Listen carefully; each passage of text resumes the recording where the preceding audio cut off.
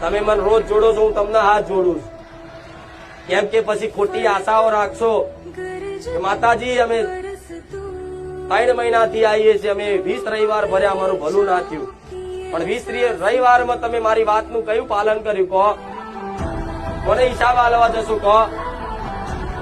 જે ભાવિક ભક્ત આવી અને મારા પ્રવચન રૂપી શબ્દો કદાચ સાંભળી અને ઘેર જઈને પાલન કરવાની કોશિશ કરે ને, એને મારા કૃપા ફળે. એના માટે હું છું,